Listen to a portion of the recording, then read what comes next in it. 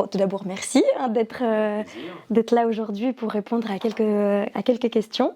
Est-ce que vous pouvez vous présenter en quelques mots?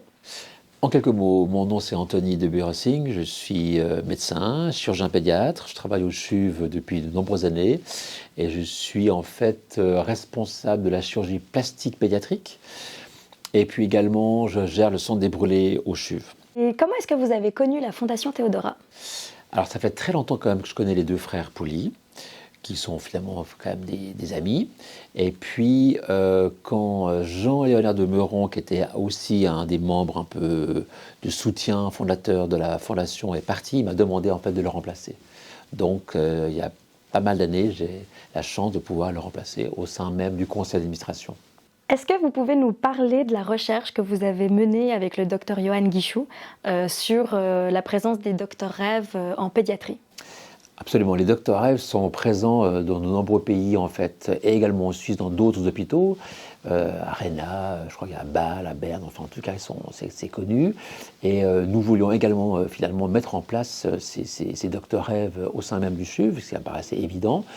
Eh bien, ce qui paraît des fois évident à l'un n'est pas évident aux autres. Nous avons donc dû œuvrer un peu pour pouvoir persuader l'équipe également soignante et administrative du CHUV pour pouvoir les mettre en place. Et comme il y avait des réticences, on s'est dit on va faire une étude.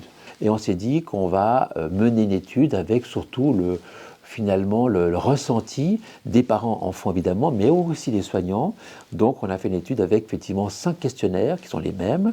Et on a demandé aussi aux soignants, anesthésiste, infirmier de la salle de réveil, il y avait également les parents, l'enfant. Le 5e, c'est les docteurs rêves eux-mêmes.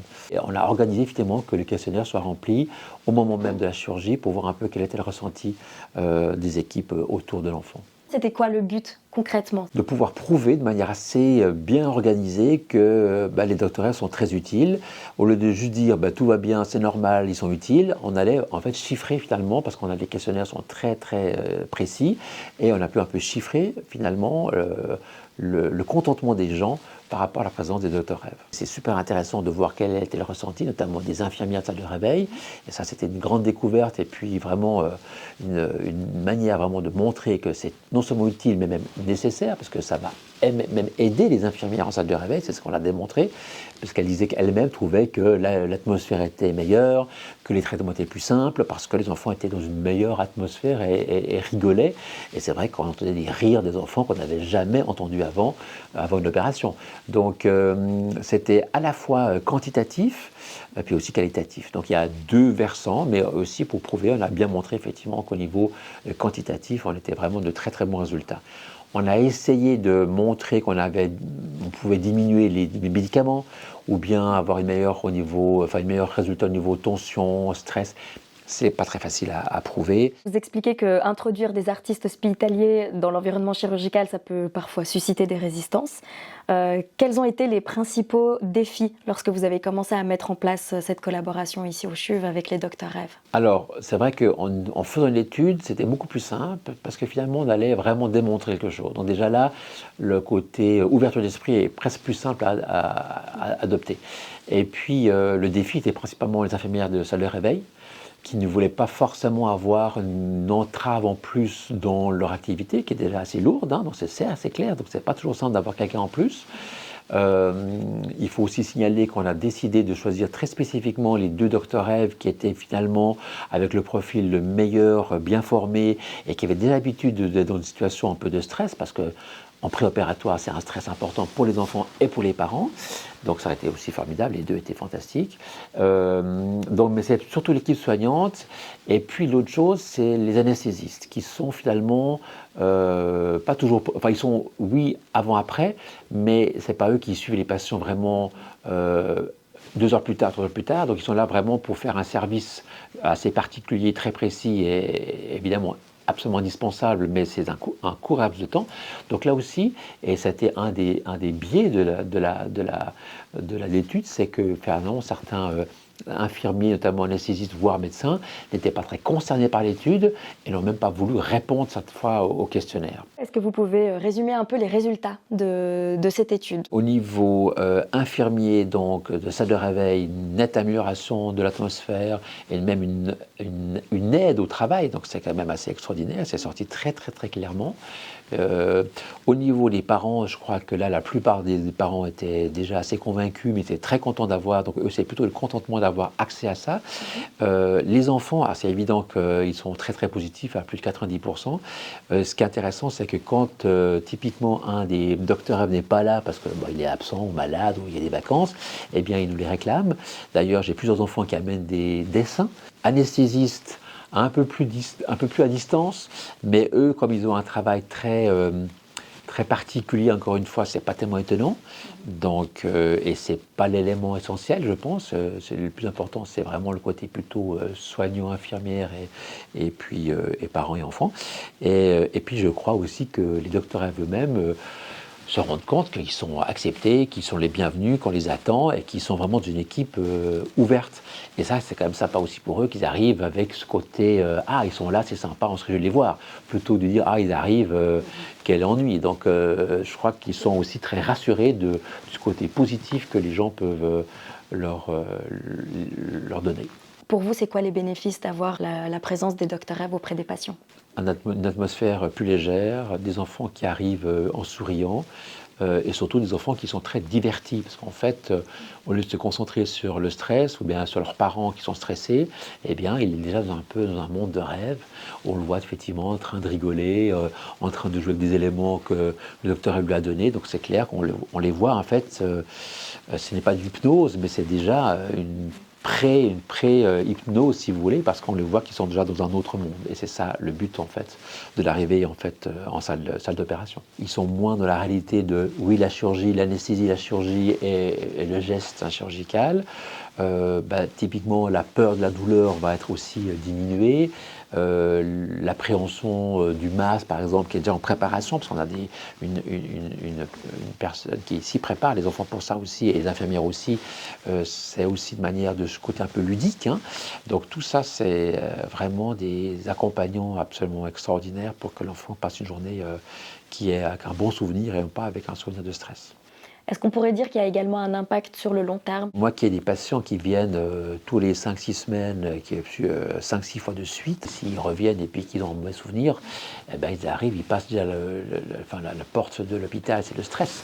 Tandis que s'ils viennent et puis qu'ils ont un souvenir ou qu'ils se réjouissent même de voir le docteur, c'est ce qui se passe, c'est qu'ils se réjouissent de les voir, d'où la déception quand ils ne sont pas là. Et le fait qu'il amène des cadeaux, enfin des dessins, eh bien c'est vrai que c'est tout ça de gagner pour qu'ils reviennent et qu'ils se réjouissent. Et j'ai des enfants qui se réjouissent de venir à l'hôpital. Il n'y a pas de miracle, donc c'est quand même la grande réussite. Vous parliez justement que ça facilite le travail pour le personnel soignant. Est-ce que vous pouvez expliquer un peu comment? Disons qu'on est tous avec un travail, il y a du stress. On est tous dans une ambiance quand même de stress, d'accompagnement. Et puis tout le monde ressent ça finalement. Donc si vous arrivez dans une équipe à diminuer un peu la tension, à avoir moins de stress, tout le monde le ressent. Donc il y a déjà une atmosphère générale où l'enfant il est plus à l'aise, donc moins stressé, parents aussi, donc automatiquement déjà les choses se passent mieux. Enfin l'atmosphère, notamment au bloc opératoire, joue un rôle très important. Et c'est important de mettre une bonne atmosphère et une bonne ambiance pour que les choses se passent bien. Est-ce que l'étude elle a contribué à faciliter l'acceptation par le personnel médical? Certainement, déjà les infirmières salle de réveil étaient très convaincues après l'étude parce qu'elles ont vraiment parlé entre elles, elles ont même fait un résumé de leur ressenti et donc ça c'était très intéressant, qu'elles ont d'ailleurs relayé à la direction des soins. Parce qu'on a eu des relations avec l'infirmière chef de l'hôpital. Et puis, c'est évident que quand on montre que c'est extrêmement utile, que ça facilite les soins et que la présence est aidante, c'est évidemment qu'à ce moment-là, il n'y a plus de problème pour introduire les Dr Eve, qui venaient 1 fois par semaine, qui venaient 2 fois par semaine, et s'ils pouvaient venir 5 fois par semaine, ce serait formidable. Et qu'est-ce qui a fait évoluer cette perception du personnel soignant et personnel médical? C'est le fait d'avoir travaillé avec eux. Le fait de se rendre compte effectivement c'est pas une charge, c'est pas une entrave, c'est qu'une aide, c'est que du positif, c'est qu'une atmosphère qui est meilleure et des enfants qui rigolent, qui s'amusent et qui rient. Donc c'est assez sympathique et c'est fantastique d'avoir effectivement un élément aussi positif dans des journées de stress. Vous avez mentionné au départ que certains membres du personnel étaient hésitants. Comment c'est maintenant? Alors c'est plus simple, parce qu'en fait, ils ont été adoptés, entre guillemets, ils viennent, et quand ils sont pas là, on dit, mais ils sont où aujourd'hui? Ou bien, tiens, Mimi n'est pas là, est-ce qu'elle a un souci, elle est malade? Donc c'est clair qu'ils nous manquent. Donc sitôt qu'ils sont pas là, alors moi qui opère des journées assez claires, c'est évident que quand je vois qu'ils sont pas là en salle de réveil, ou en tout cas à l'hôpital de jour, eh ben, on relève leur absence. L'acceptation a été évidente, et pour nous, ils font partie de l'équipe soignante. Est-ce que vous, votre avis, il a changé concernant la présence des docteurs Eve? Alors, je peux dire quand même que je suis encore plus convaincu qu'avant. Alors, j'étais très convaincu. Hein. J'aime bien prouver les choses et pas forcément qu'on adopte des choses sans aucun recul. Donc, j'ai été toujours convaincu que c'était très utile, mais c'est assez sympathique de pouvoir le mettre vraiment en écriture et prouver effectivement qu'on n'a que du bénéfice chez tous dans les 5 questionnaires, dans toutes les parties prenantes. Et donc, ça n'a fait que renforcer ma conviction, mais c'est sympa de pouvoir mettre ça vraiment, effectivement, noir sur blanc. Comment on peut s'assurer que la présence des artistes, des docteurs Eve, soutient plutôt qu'elle ne perturbe? Dans le questionnaire, c'est extrêmement clair. Hein. Je veux dire que je crois que ce qui est important, c'est qu'encore une fois, les gens formés dans le domaine des docteurs Eve soient vraiment adéquats dans leur fonction et se sentent à l'aise dans cette position. Et que si par contre ils se rendent compte que c'est pas ça, s'ils ne veulent pas être de ces sentiments, des fois il y a des enfants, des parents ou des docteurs qui ont des expériences personnelles hein, qui fait qu'ils sont vraiment très stressés dans l'hôpital de la chirurgie parce qu'ils ont vécu des choses des fois. Donc simplement savoir que c'est peut-être pas la bonne personne, qu'il faut juste savoir changer. Parce qu'en fait l'unité chirurgicale c'est quand même une unité particulière, vous disiez. Il y a quand même une vingtaine d'enfants par jour opérés, entre 20 et 25 enfants opérés par jour en ambulatoire, donc ça veut dire que ça défile, ça veut dire qu'il faut être efficace, ça veut dire qu'il y a du stress, qu'il y a des parents qui arrivent très très stressés ou des fois moins stressés, même chose pour les enfants, et les profils sont toujours différents. Donc c'est vrai que dans la formation, dans l'académie, effectivement, à Théodora, je pense qu'effectivement, il y a des profils qui paraissent évidemment plus à même d'être dans un milieu préopératoire que d'autres profils qui seront parfaits ailleurs. Donc c'est vraiment, je pense, un des messages que je trouve qu'on a aussi sorti de ce travail pour la Fondation, que tout le monde n'est pas fait pour ça. Pour vous, personnellement, quels ont été les résultats les plus surprenants et les plus marquants de cette étude? Vraiment le côté, justement, allègement du travail des infirmières. Autant je voulais prouver que ce n'était pas une entrave pour elles, ou bien une personne de plus, ou encore ou quelqu'un qui vient un peu déranger leur travail, ou bien alors que, comme des fois ils ont très peu de temps pour préparer l'enfant, une entrave parce qu'ils ont peu de temps, donc c'est quelqu'un qui vient divertir l'enfant.